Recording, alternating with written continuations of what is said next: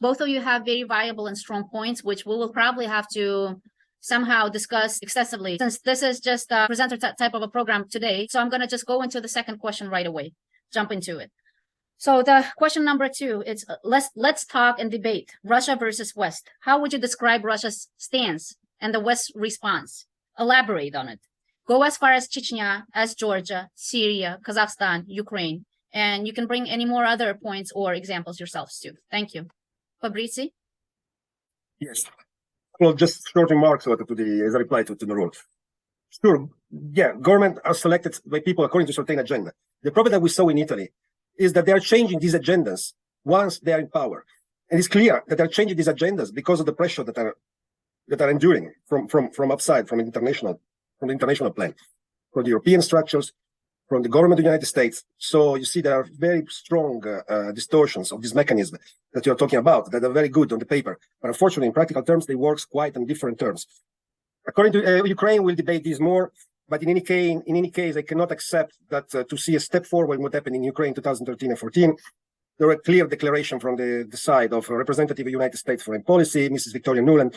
She boosted that they have spent $5 billion in meddling in the political process in Kiev.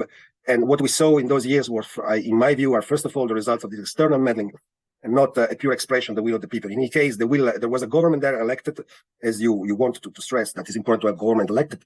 Yanukovych government could be rotten, could be corrupted, it could be, Yanukovych could be a moron, whatever, but I can agree with all of this. But it was the elected government. It was ousted by a coup financed from outside. This should be very clear, and this is our position in any case. And yeah, and then when we will debate this probably later on, let me switch to a question about Russian states and what Russia is doing. Maybe Russian states is quite simple. Russia is a great power that is fighting for its survival in a quite hostile environment. It was created around it by the policy of the Great Britain and the United States.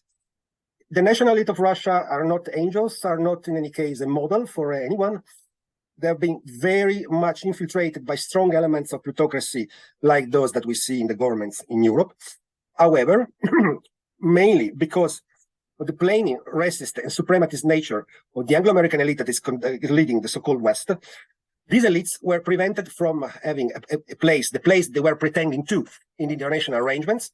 So they were pushed into a corner and they were pushed to fight. And what they are doing today, as a result, is the Western attitude toward Russia and its national interest that has been completely disrespectful and predatory, really pure capitalist imperialism, what we saw in force in Ukraine. And in this case, first of all, from the side of the European Union, that proved exactly in Ukraine, European Union proved to be a power not different at all from the United States of America, but for being the same dangerous and predatory capitalist, the same kind of predatory capitalist power.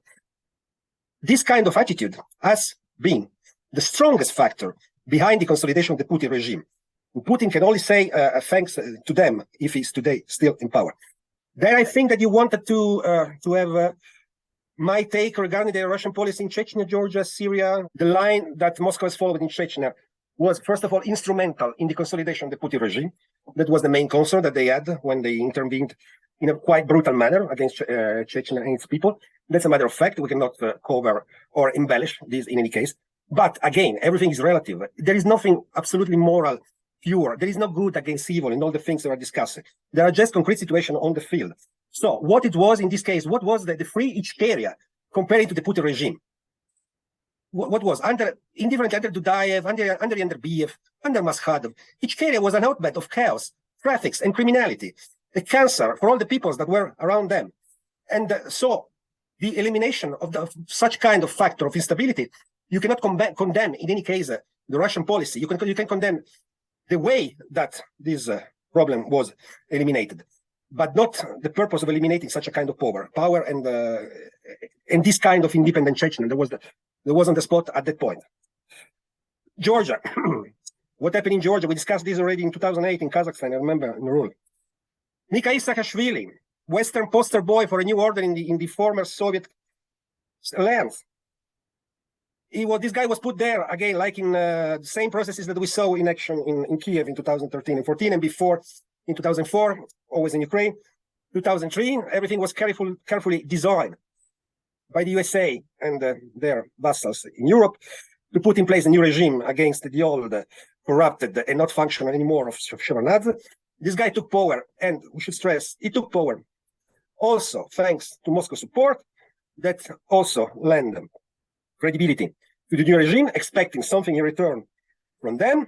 They gave, again, as I described before, full disrespect of the Russian interest in a republic like Georgia, pushing them to react. NATO arming the army of Georgia.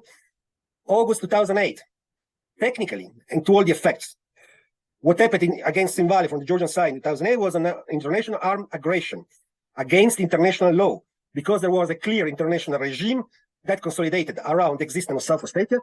It was the OSCE that was one of the guarantor of this regime, and Tbilisi decided to open fire in a massive way without any correspondence of the fire that was opened against the Georgian troops from the side of the separatists. And Russia only intervened in such a kind of situation. You cannot condemn a Russian reaction. You can condemn. You can have something to say the scale, the way this was done, but technically, Russia was not an aggressor in this case. Syria, frankly speaking, this is probably Syria is the strongest point that Russia has in justifying its international behavior. In Syria, again, we had an Anglo-American destabilization of the Assad regime, a support of all the forces, including radical Islam forces, whatever, out of Assad. The result was full chaos in the region. If the Assad regime was wiped out like they wanted, it would have been the end of Christian communities that was there on the Syrian soil since millennium. And the Russian intervention prevented this. Again, methods very brutal, but results, finally, in my view, positive. Kazakhstan, I want to discuss with you. I wrote a whole book on that. Ukraine, our conversation is leading to that, so I stop here. Nurul, I'm going to give you the floor. Nurul, please also add whatever you would like to counter this discussion, or if you agree with it. Thank you. I can agree to disagree actually to this because there is logical vision, but logic works until it's positive logic. If we look at Russian aggression, and later I get into the regions, as Fabrizio you did with various regions, there is a constant history of wars that Russia is engaged in on international level, and it's a pattern. And those wars, what do they leave behind? They leave a lot of deaths, which is totally, and you know it yourself, against the main rule of the democracy, which is like human life is something that is given to a person. He has right to live, and not to be killed, not to be raped, not to be whatever bad is happening to whatever bad is Russia doing during the war. And it's also done at the cost of actually own people under the Putin regime. As you recognize yourself, you call it Putin regime, which is correct. It's a regime. There is no question of democracy in Russia. It's all around Putin. And I'm not just since I'm like originally from Kazakhstan, and I'm not saying that we don't have the same picture. Later in one of the topics of discussion, we'll get to that to understand how these satellite countries are actually under control of Russia. So what Russia is trying to do, Russia is in addition to using the tool of power influence, really entering into the country with arms, with bombs, killing people. They're also trying to create their friends, buddies, a presidential club per se, where the people are dictators. So it's a dictators club. Russia doesn't support the democracy.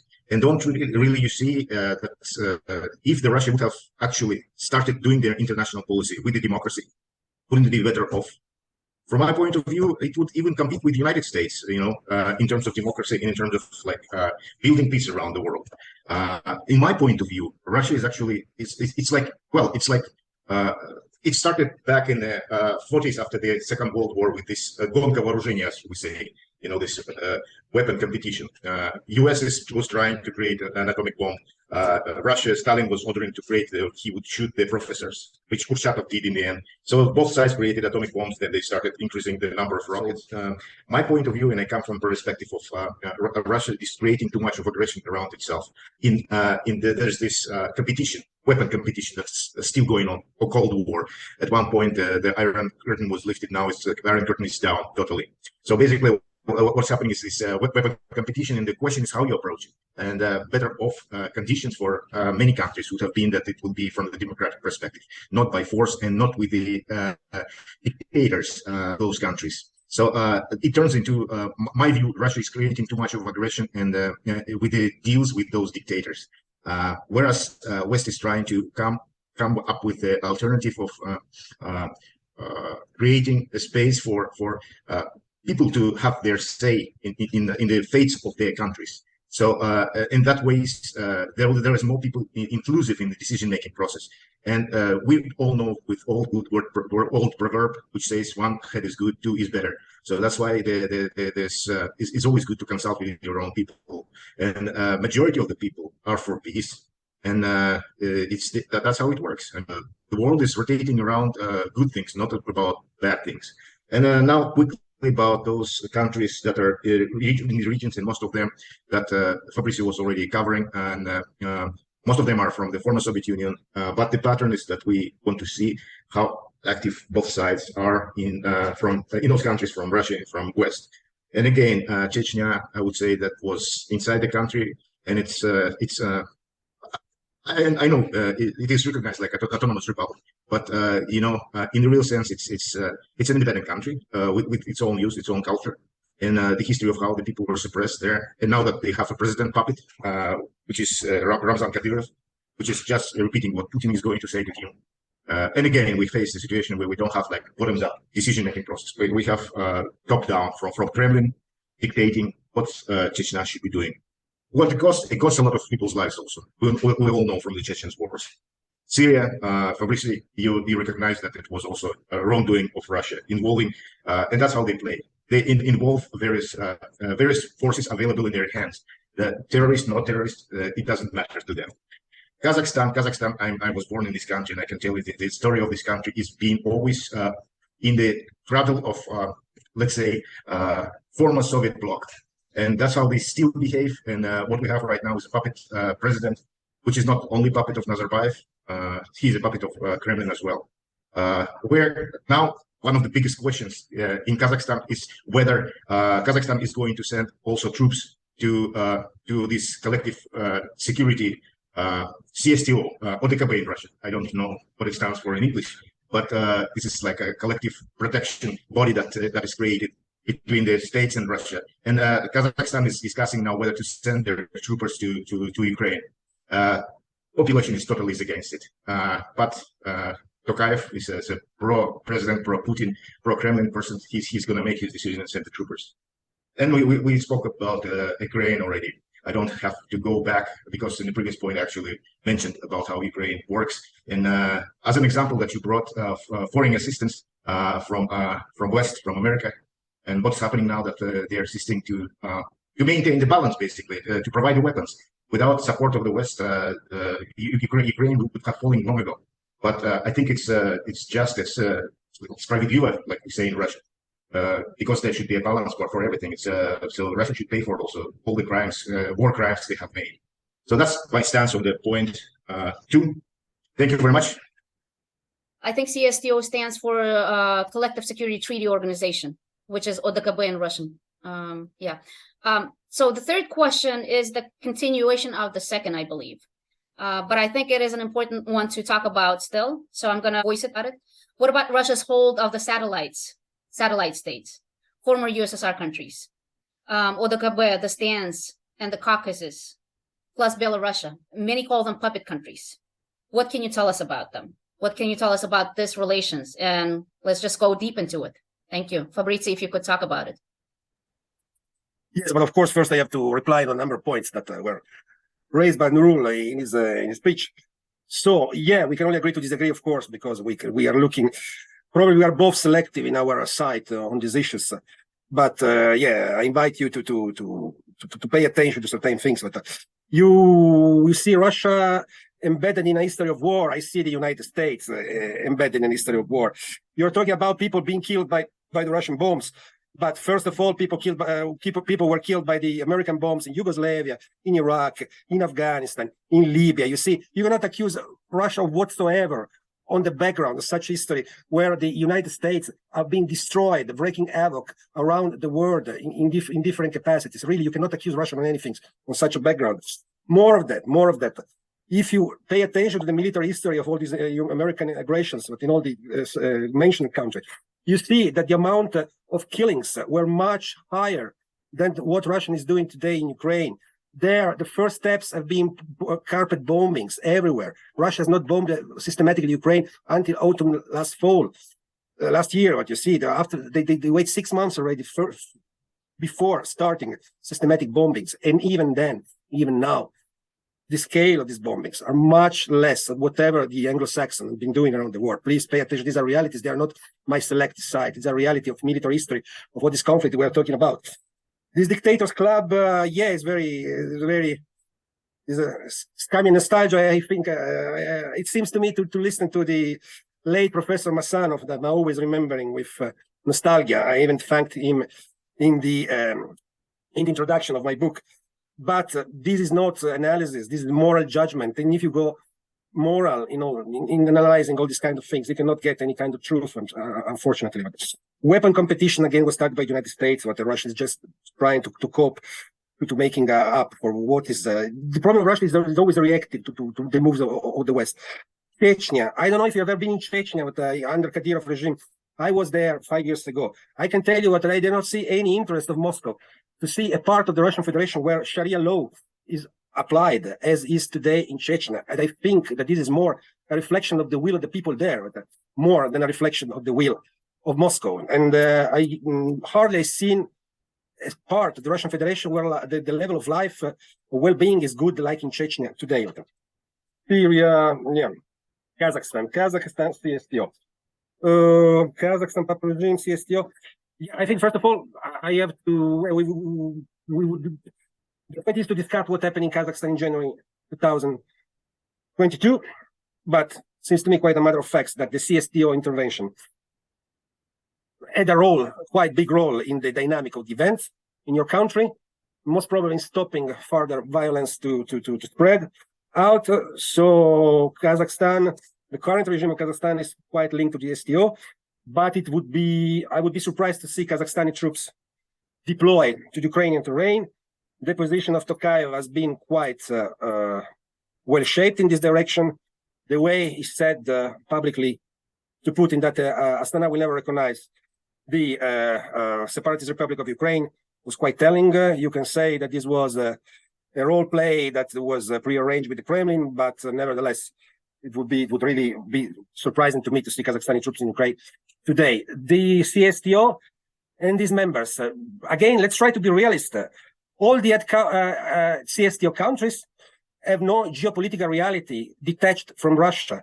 The security of Belarus, of Armenia, of Kazakhstan, of Kyrgyzstan cannot be maintained without an external support from the side of Russia and without the military structures that CSTO has provided this country. Again, there is nothing... should not use these categories of the democracy dictatorship. As a matter of fact, it's a very difficult environment. There is China at the eastern border of the space.